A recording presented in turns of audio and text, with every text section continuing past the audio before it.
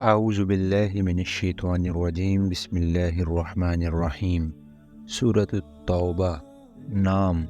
یہ سورہ دو ناموں سے مشہور ہے، ایک التوبہ اور دوسرا البراء۔ توبہ اس لحاظ سے کہ اس میں ایک جگہ بعد اہل ایمان کے قصوروں کی معافی کا ذکر ہے، اور براءت اس لحاظ سے کہ اس کے آغاز میں مشرکین سے بری ذمہ ہونے کا اعلان ہے۔ بسم اللہ نہ لکھنے کی وجہ۔ اس سورہ کی ابتدا میں بسم اللہ الرحمن الرحیم نہیں لکھی جاتی۔ اس کے متعدد وجوہ مفسرین نے بیان کیے ہیں، جن میں بہت کچھ اختلاف ہے، مگر صحیح بات وہی ہے جو امام رازی نے لکھی ہے کہ نبی صلی اللہ علیہ وسلم نے خود اس کے آغاز میں بسم اللہ نہیں لکھوائی تھی، اس لیے صحابہ کرام نے بھی نہیں لکھی اور بعد کے لوگ بھی اسی کی پیروی کرتے رہے۔ یہ اس بات کا مزید ایک ثبوت ہے کہ قرآن کو نبی صلی اللہ علیہ وسلم سے جوں کا توں لینے اور جیسا دیا گیا تھا ویسا ہی کو محفوظ رکھنے میں کس درجے احتیاط و اہتمام سے کام لیا گیا ہے۔ معنی نزول و اجزائے سورہ۔ یہ سورہ 3 تقریروں پر مشتمل ہے۔ پہلی تقریر آغاز سورہ سے 5ویں رکوع کے آخر تک چلتی ہے۔ اس کا زمانہ نزول 9 ہجری یا اس کے لگ بھگ ہے۔ نبی صلی اللہ علیہ وسلم اس سال حضرت ابو بکر کو امیر الحاج مقرر کر کے مکہ روانہ کر چکے تھے کہ یہ تقریر نازل ہوئی، اور حضور نے فوراً سیدنا علی کو ان کے پیچھے بھیجا تاکہ حج کے موقع پر تمام عرب کے نمائندہ اجتماع میں اسے سنائیں اور اس کے مطابق جو طرز عمل تجویز کیا گیا تھا اس کا اعلان کر دیں۔ دوسری تقریر رکوع 6 کی ابتدا سے رکوع 9 کے اختتام تک چلتی ہے، اور یہ رجب 9 ہجری یا اس سے کچھ پہلے نازل ہوئی جبکہ نبی صلی اللہ علیہ وسلم غزوہ تبوک کی تیاری کر رہے تھے۔ اس میں اہل ایمان کو جہاد پر اکسایا گیا ہے۔ تیسری تقریر رکوع 10 سے شروع ہو کر سورت کے ساتھ ختم ہوتی ہے، اور یہ غزوہ تبوک سے واپسی پر نازل ہوئی۔ اس میں متعدد ٹکڑے ایسے بھی ہیں جو انہی ایام میں مختلف مواقع پر اترے، اور بعد میں نبی صلی اللہ علیہ وسلم نے اشارہ الہی سے ان سب کو یکجا کر کے ایک سلسلہ تقریر میں منسلک کر دیا، مگر چونکہ وہ ایک ہی مضمون اور ایک ہی سلسلہ واقعات سے متعلق ہیں اس لیے ربط تقریر میں کہیں خلل نہیں پایا جاتا۔ اس میں منافقین کی حرکات پر تنبیہ، غزوہ تبوک سے پیچھے رہ جانے والوں پر زجر و توضیح، اور ان صادق الایمان لوگوں پر ملامت کے ساتھ معافی کا اعلان ہے جو اپنے ایمان میں سچے تو تھے مگر جہاد فی سبیل اللہ میں حصہ لینے سے باز رہے تھے۔ نزول ترتیب کے لحاظ سے پہلی تقریر سب سے آخر میں آنی چاہیے تھی، لیکن مضمون کی اہمیت کے لحاظ سے وہی سب سے مقدم تھی، اس لیے مصحف کی ترتیب میں نبی صلی اللہ علیہ وسلم نے اس کو پہلے رکھا اور بقیہ دونوں تقریروں کو مؤخر کر دیا۔ تاریخی پس منظر۔ زمانہ نزول کی تعین کے بعد ہمیں اس صورت کے تاریخی پس منظر پر ایک نگاہ ڈال لینی چاہیے۔ جس سلسلہ تقریر میں اس کے مضامین کا تعلق ہے، اس کی ابتدا صلح حدیبیہ سے ہوتی ہے۔ حدیبیہ تک 6 سال کی مسلسل جدوجہد کا نتیجہ اس شکل میں رونما ہو چکا تھا کہ عرب کے تقریباً 1/3 حصے میں اسلام ایک منظم سوسائٹی کا دین، ایک مکمل تہذیب و تمدن اور ایک کامل بااختیار ریاست بن گیا تھا۔ حدیبیہ کی صلح جب واقع ہوئی تو اس دین کو یہ موقع بھی حاصل ہو گیا کہ اپنے اثرات نسبتاً زیادہ امن و اطمینان کے ماحول میں ہر چہار طرف پھیلا سکے۔ اس کے بعد واقعات کی رفتار نے 2 بڑے راستے اختیار کیے جو آگے چل کر نہایت اہم نتائج پر منتہی ہوئے۔ ان میں سے ایک کا تعلق عرب سے تھا اور دوسرے کا تعلق سلطنت روم سے۔ عرب کی تسخیر۔ عرب میں حدیبیہ کے بعد دعوت و تبلیغ اور استحکام قوت کی جو تدبیریں اختیار کی گئیں، ان کی بدولت 2 سال کے اندر ہی اسلام کا دائرہ اثر اتنا پھیل گیا اور اس کی طاقت اتنی زبردست ہو گئی کہ پرانی جاہلیت اس کے مقابلے میں بیس بس ہو کر رہ گئی۔ آخرکار جب قریش کے زیادہ پرجوش عناصر نے بازی ہرتی دیکھی تو انہیں یارۂ ضبط نہ رہا اور انہوں نے حدیبیہ کے معاہدے کو توڑ ڈالا۔ وہ اس بندش سے آزاد ہو کر اسلام سے ایک آخری فیصلہ کن مقابلہ کرنا چاہتے تھے، لیکن نبی صلی اللہ علیہ وسلم نے ان کی اس عہد شکنی کے بعد ان کو سنبھلنے کا کوئی موقع نہ دیا اور اچانک مکہ پر حملہ کر کے رمضان 8 ہجری میں اسے فتح کر لیا۔ اس کے بعد قدیم جاہلی نظام نے آخری حرکت مضبوطی حنین کے میدان میں کی، جہاں حوازن، ثقیف، نضر، جشم اور دوسرے جاہلیت پرست قبائل نے اپنی ساری طاقت لا کر جھونک دی تاکہ اس اصلاحی انقلاب کو روکیں جو فتح مکہ کے بعد تکمیل کے مرحلے پر پہنچ چکا تھا، لیکن یہ حرکت بھی ناکام ہوئی اور حنین کی شکست کے ساتھ عرب کی قسمت کا قطعی فیصلہ ہو گیا کہ اسے اب دارالاسلام بن کر رہنا ہے۔ اس واقعے پر پورا 1 سال بھی نہ گزرنے پایا کہ عرب کا بیشتر حصہ اسلام کے دائرے میں داخل ہو گیا اور نظام جاہلیت کے صرف چند پراگندہ عناصر کے مختلف گوشوں میں باقی رہ گئے۔ اس نتیجے کے حد کمال تک پہنچنے میں ان واقعات سے اور زیادہ مدد ملی جو شمال میں سلطنت روم کی سرحد پر اسی زمانے میں پیش آ رہے تھے۔ وہاں جس جرأت کے ساتھ نبی صلی اللہ علیہ وسلم 30,000 کا زبردست لشکر لے کر گئے اور رومیوں نے آپ کے مقابلے پر آنے سے پہلو تہی کر کے جو کمزوری دکھائی، اس نے تمام عرب پر آپ کی اور آپ کے دین کی دھاک بٹھا دی، اور اس کا ثمرہ اس صورت میں ظاہر ہوا کہ تبوک سے واپس آتے ہی حضور کے پاس عرب کے گوشے گوشے سے وفد پر وفد آنے شروع ہو گئے اور وہ اسلام و اطاعت کا اقرار کرنے لگے۔ سین نے اس موقع پر جن قبائل اور امراء و ملوک کے وفد کا ذکر کیا ہے ان کی مجموعی تعداد 70,000 تک پہنچتی ہے، جو عرب کے شمال، جنوب، مشرق، مغرب ہر علاقے سے آئے تھے۔ چنانچہ اسی کیفیت کو قرآن میں بیان کیا گیا ہے کہ جب اللہ کی مدد آ گئی اور فتح نصیب ہوئی اور تو نے دیکھ لیا کہ لوگ فوج در فوج اسلام میں داخل ہو رہے ہیں۔ غزوہ تبوک۔ رومی سلطنت کے ساتھ کشمکش کی ابتدا فتح مکہ سے پہلے ہی ہو چکی تھی۔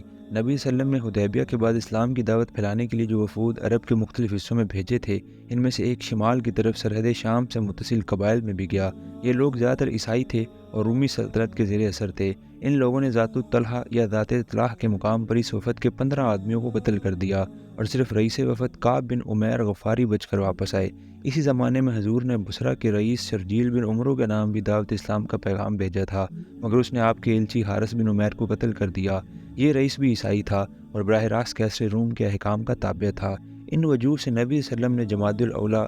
8 ہجری میں 3,000 مجاہدین کی ایک فوج سرحد شام کی طرف بھیجی تاکہ آئندہ کے لیے یہ علاقہ مسلمانوں کے لیے پرامن ہو جائے اور یہاں کے لوگ مسلمانوں کو بے زور سمجھ کر ان پر زیادتی کرنے کی جرت نہ کریں۔ یہ فوج جب معان کے قریب پہنچی تو معلوم ہوا کہ شرجیل بن عمرو 1,00,000 کا لشکر لے کر مقابلے پر آ رہا ہے۔ خود کیسر روم حمص کے مقام پر موجود ہے اور اس نے اپنے بھائی تھیوڈور کی قیادت میں 1,00,000 کی مزید فوج روانہ کی ہے، لیکن ان خوفناک اطلاعات کے باوجود 3,000 سرفروش کا یہ مختصر دستہ آگے بڑھتا چلا گیا اور موتا کے مقام پر شرجیل کی 1,00,000 فوج سے جا ٹکرایا۔ ظہور کا نتیجہ یہ ہونا چاہیے تھا کہ مجاہدین اسلام بالکل پس جاتے، لیکن سارا عرب اور تمام شرق اوسط یہ دیکھ کر ششد رہ گیا کہ 1 اور 33 کے اس مقابلے میں بھی کفار مسلمان پر غالب نہ سکے۔ یہی چیز تھی جس نے شام اور اس سے متصل رہنے والے نیم آزاد عربی قبائل کو، بلکہ عراق کے قریب رہنے والے جدی قبائل کو بھی، جو کسرا کے زیر اثر تھے، اسلام کی طرف متوجہ کر دیا اور وہ ہزاروں کی تعداد میں مسلمان ہو گئے۔ بنی سلیشجہ اور غطفان اور ذبیان اور فدرہ کے لوگ اسی زمانے میں داخل اسلام ہوئے،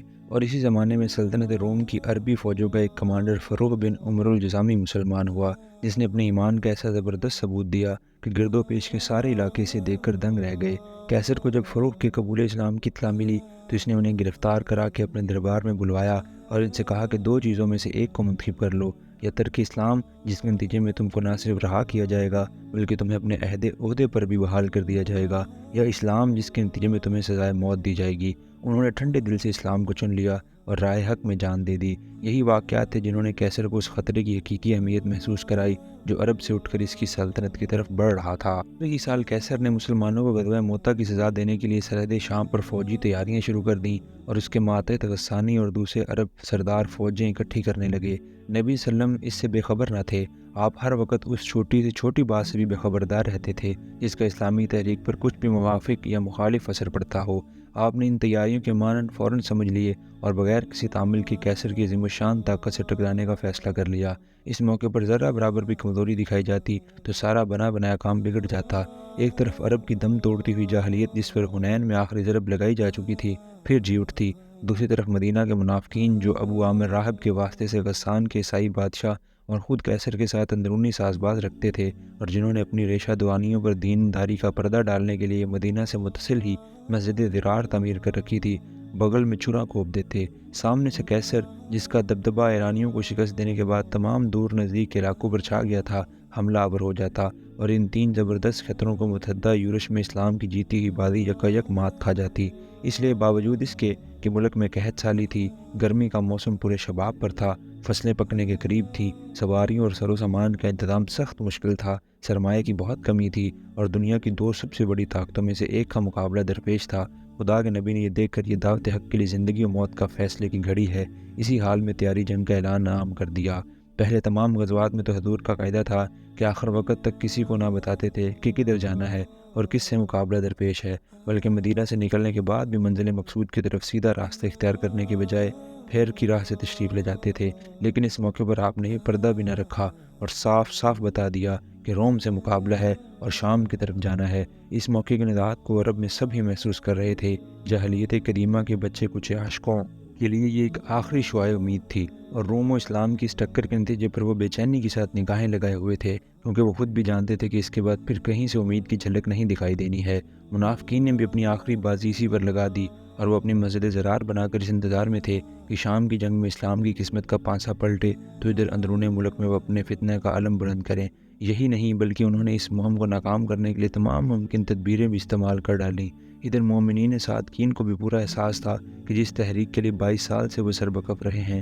اس وقت اس کی قسمت ترازو میں ہے۔ اس موقع پر جرأت دکھانے کے معنی یہ ہے کہ اس تحریک کے لیے ساری دنیا پر چھا جانے کا دروازہ کھل جائے، اور کمزوری دکھانے کے معنی یہ ہے کہ عرب میں بھی اس کی بساط الٹ جائے۔ چنانچہ اسی احساس کے ساتھ ان فدائیان حق نے انتہائی جوش و خروش سے جنگ کی تیاری کی۔ سر و سامان کی فراہمی میں ہر ایک نے اپنی بساط سے بڑھ کر حصہ لیا۔ حضرت عثمان اور حضرت عبدالرحمن بن عوف نے بڑی بڑی رقمیں پیش کیں۔ حضرت عمر نے اپنی عمر بھر کی کمائی کا آدھا حصہ لا کر رکھ دیا۔ حضرت ابوبکر نے اپنی ساری جمع پونجی نظر کر دی۔ غریب صحابیوں نے محنت مزدوری کر کر کے جو کچھ کمایا لا کر حاضر کر دیا۔ عورتوں نے اپنے زیور اتار کر دے دیے۔ فروشوں کے لشکر ہر طرف سے امڑ کر آنے شروع ہوئے، اور انہوں نے تقاضا کیا کہ اسلحہ اور سواریوں کا انتظام ہو تو ہماری جانیں قربان ہونے کو حاضر ہیں۔ جن کو سواریاں نہ مل سکیں وہ روتے تھے اور اپنے اخلاص کی بے تابیوں کا اظہار اس طرح کرتے تھے کہ رسول پاک کا دل بھر آتا تھا۔ یہ موقع عملاً ایمان اور نفاق کے امتیاز کی کسوٹی بن گیا تھا، حتیٰ کہ اس وقت پیچھے رہ جانے کے معنی یہ تھے کہ اسلام کے ساتھ آدمی کے تعلق کی صداقت ہی مشتبہ ہو جائے۔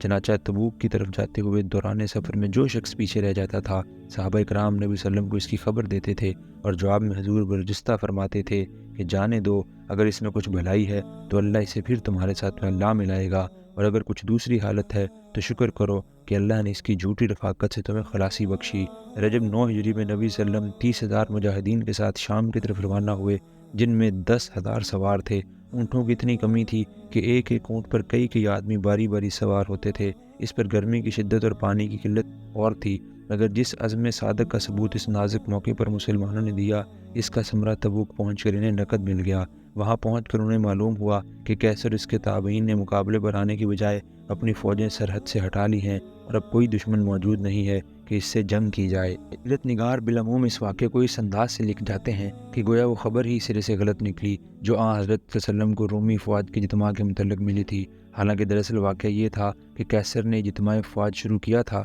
لیکن جب حضرت اس کی تیاریاں مکمل ہونے سے پہلے ہی مقابلے پر پہنچ گئے تو اس نے سرحد سے فوجیں ہٹا لینے کے سوا کوئی چارہ نہ پایا۔ غزوہ موتہ میں 3,000 اور 1,00,000 کے مقابلے کی جو شان وہ دیکھ چکا تھا، اس کے بعد اس میں اتنی ہمت نہ تھی کہ خود نبی صلی اللہ علیہ وسلم کی قیادت میں جہاں 30,000 فوج آ رہی ہو، وہاں وہ 1,00,000 2,00,000 آدمی لے کر میدان میں آ جاتا۔ کہ یوں طرح دے جانے سے جو اخلاقی فتح حاصل ہوئی، اس کو نبی صلی اللہ علیہ وسلم نے اس مرحلے پر کافی سمجھا، اور بجائے اس کی کہ تبوک سے آگے بڑھ کر سرحد شام میں داخل ہوتے، آپ نے اس بات کو ترجیح دی کہ اس وجہ سے انتہائی ممکن سیاسی و حربی فوائد حاصل کر لیں۔ چنانچہ آپ نے تبوک میں 20 دن ٹھہر کر ان بہت سی چھوٹی چھوٹی ریاستوں کو جو سلطنت روم اور دارالاسلام کے درمیان تھیں اور اب تک رومیوں کے زیر اثر رہی تھیں، فوجی دباؤ سے سلطنت اسلامی کا بعد گزار اور تابع امر بنا لیا۔ اس سلسلے میں دوامت الجندل کے عیسائی رئیس عقیدر بن عبد الملک کندی، ایلا کے عیسائی، اور اسی طرح مکنا، جربا اور ازرہ کے نصرانی روسانی بھی جزیہ ادا کر کے مدینہ کے تابع قبول کی، اور اس کا نتیجہ یہ ہوا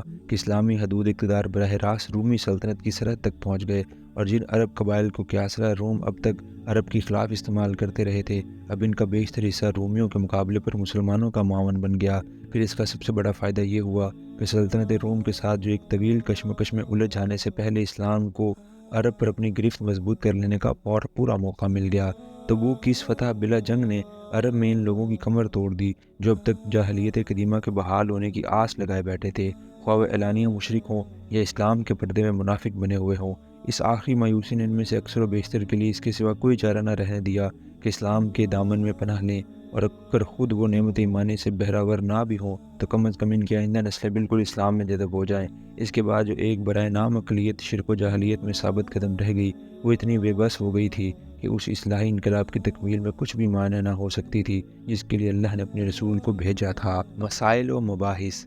اس پس منظر کو نگاہ میں رکھنے کے بعد ہم بآسانی ان بڑے بڑے مسائل کا احاطہ کر سکتے ہیں جو اس وقت درپیش تھے اور جن سے سورۃ توبہ میں تعرض کیا گیا ہے۔ نمبر 1، اب چونکہ عرب کا نظم و نسق بالکل اہل ایمان کے ہاتھ میں آ گیا تھا اور تمام مزاحم طاقتیں بے بس ہو چکی تھیں، اس لیے وہ پالیسی واضح طور پر سامنے آ جانی چاہیے تھی جو عرب کو مکمل دارالاسلام بنانے کے لیے تیار کرنی ضروری تھی۔ چنانچہ وہ حسب ذیل صورتوں میں پیش کی گئی۔ عرب سے شرک کو قطعاً مٹا دیا جائے اور قدیم مشرکانہ نظام کا کلی استحصال کر ڈالا جائے تاکہ مرکز اسلام ہمیشہ کے لیے خالص اسلامی مرکز ہو جائے اور کوئی دوسرا عنصر اس کے اسلامی مزاج میں نہ تو خلل انداز ہو سکے اور نہ کسی طرح کے خطرے پر اندرونی فتنے کا موجب بن سکے۔ اسی غرض کے لیے مشرکین سے برات اور ان کے ساتھ معاہدوں کے اختتام کا اعلان کیا گیا۔ کعبہ کا انتظام اہل ایمان کے ہاتھ میں آ جانے کے بعد یہ بالکل مناسب نہ تھا کہ جو گھر خالص خدا کی پرستش کے لیے وقف کیا گیا تھا اس میں بدستور شرک ہوتا رہے اور اس کی تولیت بھی مشرکین کے قبضے میں رہے۔ اس لیے حکم دیا گیا کہ آئندہ کعبہ کی تولیت بھی اہل توحید کے قبضے میں رہنی چاہیے اور بیت اللہ کی حدود میں شرک و جاہلیت کی تمام رسمیں بھی بزور بند کر دینی چاہیے، بلکہ مشرکین اس گھر کے قریب پھٹکنے بھی نہ پائیں تاکہ اس میں بنائے ابراہیم کے آلودہ شرک ہونے کی کوئی امکان باقی نہ رہے۔ کہ تمدنی زندگی میں رسوم جاہلیت کے جو آثار ابھی تک باقی تھے، ان کا جدید اسلامی دور میں جاری رہنا کسی طرح درست نہ تھا، اس لیے ان کے استحصال کی طرف توجہ دلائی گئی۔ نسی کا قاعدہ ان رسوم میں سب سے زیادہ بدنما تھا، اس لیے اس پر براہ راست ضرب لگائی گئی اور اسی ضرب سے مسلمانوں کو بتا دیا گیا کہ بقیہ آثار جاہلیت کے ساتھ انہیں کیا کرنا چاہیے۔ عرب میں اسلام کا پایا مشن تکمیل کو پہنچ جانے کے بعد دوسرا اہم مرحلہ جو سامنے تھا وہ یہ تھا کہ عرب کے باہر دین حق کا دائرہ اثر پھیلایا جائے۔ اسی معاملے میں روم اور ایران کی سیاسی قوت سب سے بڑی سد راہ تھی اور ناگزیر تھا کہ عرب کے کام سے فارغ ہوتے ہی اس سے تصادم ہو، نیز آگے چل کر دوسرے غیر مسلم سیاسی اور تمدنی نظاموں سے بھی اسی طرح سابقہ پیش آنا تھا۔ اس لیے مسلمانوں کو ہدایت کی گئی کہ عرب کے باہر جو لوگ دین حق کے پیرو نہیں ہیں ان کو خود مختارانہ فرمانروائی کو بدور شمشیر ختم کر دو تاکہ وہ اسلامی اقدار کے تابع ہو کر رہنا قبول کر لیں۔ جہاں تک دین حق پر ایمان لانے کا تعلق ہے، ان کو اختیار ہے کہ ایمان لائیں یا نہ لائیں، لیکن ان کو یہ حق نہیں ہے کہ خدا کی زمین پر اپنا حکم جاری کریں اور انسانی سوسائٹیوں کی زمام کار اپنے ہاتھ میں رکھ کر اپنی گمراہی کو خلق خدا پر اور ان کی آنے والی نسلوں پر زبردستی مسلط کرتے رہیں۔ زیادہ سے زیادہ جس آزادی کا استعمال انہیں اختیار دیا جا سکتا ہے وہ بس اسی حد تک ہے کہ خود اگر گمراہ رہنا چاہتے ہیں تو رہیں، بشرطے کہ جزیہ دے کر اسلامی اقدار کے متبع بنے رہیں۔ تیسرا اہم مسئلہ منافقین کا تھا، جن کے ساتھ اب تک وقتی مسالے کے لحاظ سے چشم پوشی درگزر کا معاملہ کیا جا رہا تھا۔ اب چونکہ بیرونی خطرات کا دباؤ کم ہو گیا تھا بلکہ گویا نہیں رہا تھا، اس لیے حکم دیا گیا آئندہ ان کے ساتھ کوئی نرمی نہ کی جائے اور وہی سخت برتاؤ ان چھپے ہوئے منکرین حق کے ساتھ بھی ہو جو کھلے ہوئے منکرین حق کے ساتھ ہوتا ہے۔ چنانچہ یہی پالیسی تھی جس کے مطابق نبی صلی اللہ علیہ وسلم نے غزوہ تبوک کی تیاری کے زمانے میں سویلم کے گھر میں آگ لگوا دی، جہاں منافقین کا ایک گروہ اس غرض سے جمع ہوتا تھا کہ مسلمانوں کی شرکت جنگ سے بعد رکھنے کی کوشش کریں،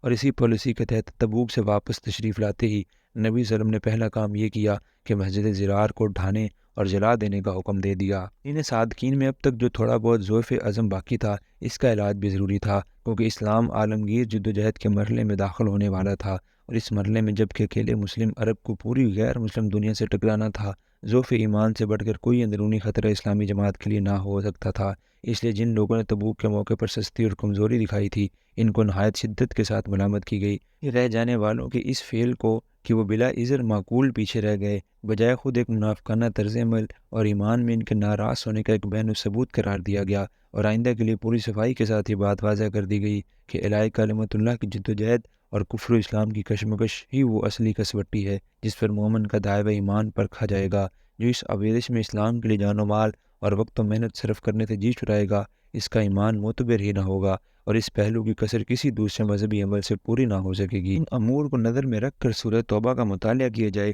تو اس کے تمام مضامین بآسانی سمجھ میں آ سکتے ہیں۔